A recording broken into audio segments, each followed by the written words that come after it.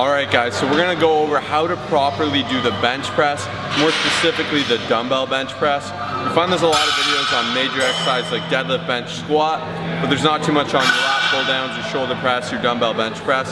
So that's why we're narrowing it in, but we'll cover incline, all that stuff that you guys ask. Be sure to send us your video ideas and we will make them. A lot of people commented this, so let's get into it. So here are the top 3 mistakes I noticed. This is going to be the first and it's very obvious what's wrong with it.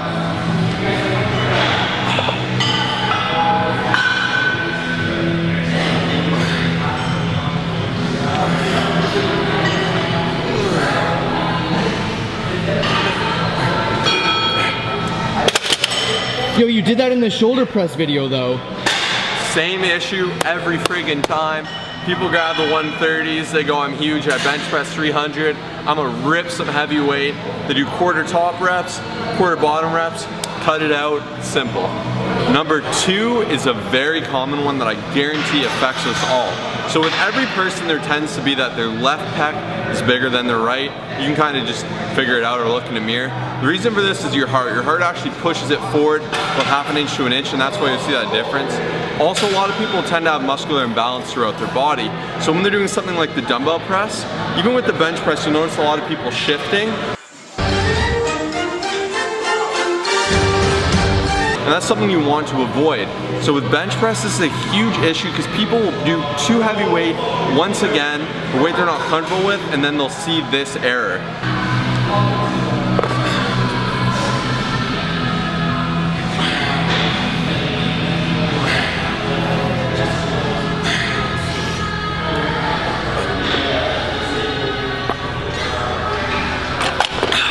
You don't want that, and there's very easy ways to fix it. My top number 1 tip, usually we don't do this with these videos, but I dive into it and just get rid of this right away.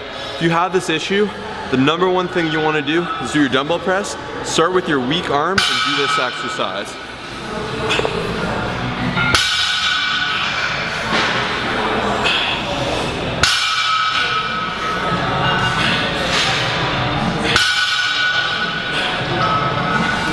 This will make a big difference and combat that issue from the get-go, especially if you're having this with your barbell bench. Switch to dumbbell and do single arm.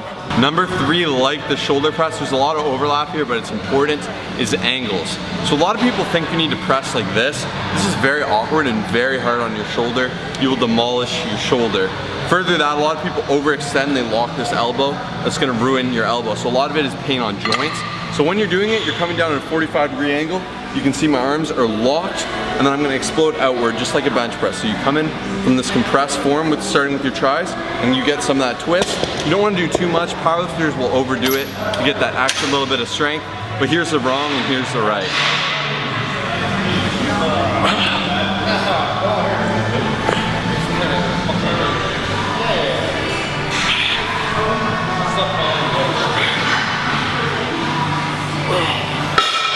This hurts my elbows too bad. That looks painful, man. I do it right. There we go. Much better.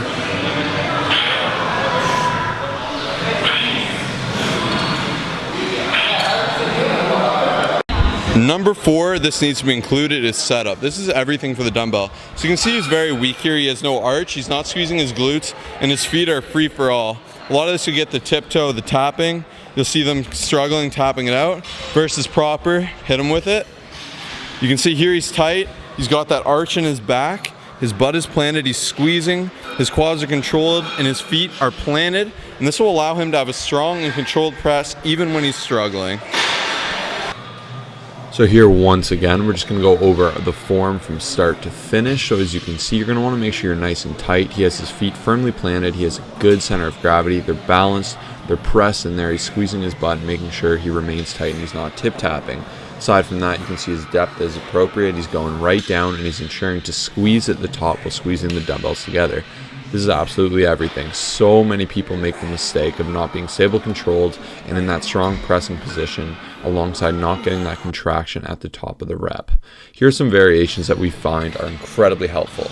Alright, close grip dumbbell press is the king. If a lot of you guys are getting wrist pain on the close grip bench press, switch over to this. It does wonders, makes you work each arm individually, and because of that you can really work on the issue that we talked about earlier.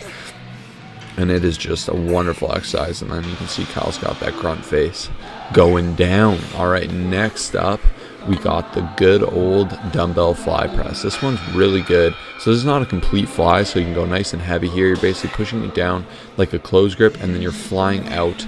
And it's slightly the same, but there are differences here because you're still going to try for that fly and that squeeze at the top, and you're trying to focus on working that chest and not the tricep. A lot of the time exercises can be very similar, but a lot of it just comes down to mind-muscle connection and how you engage the muscle. Next up, we got the Sven Press. Be very careful when doing this. If you're clamping 2 plates together, we recommend just using a 10 or a 25-pound plate dumbbell, sorry, not dumbbell, just plate, because this way you're not going to drop anything on your face. You're going to focus on clapping your hands together as hard as you can and pushing all the way up to the top, maintaining that squeeze, breathing, and really working on isolating your chest. All right, now we have once again the single arm dumbbell press. Once again, do this if you want to work on those muscle imbalances. Try a variety of these exercises to get a great workout in. Okay, so a lot of you asked for an incline version of this video. All I really have to say about that is incline is really the same. Just make sure you're not pressing forward like we said in the shoulder video. Aside from that, it's the same thing. Get tight, watch your range of motion, make sure you're squeezing those arms and exploding. Having a little bit of elbow flare is not the worst thing if you're going for strength. That's really the only other considerations you need in regards to that. So that's why we didn't even touch on that.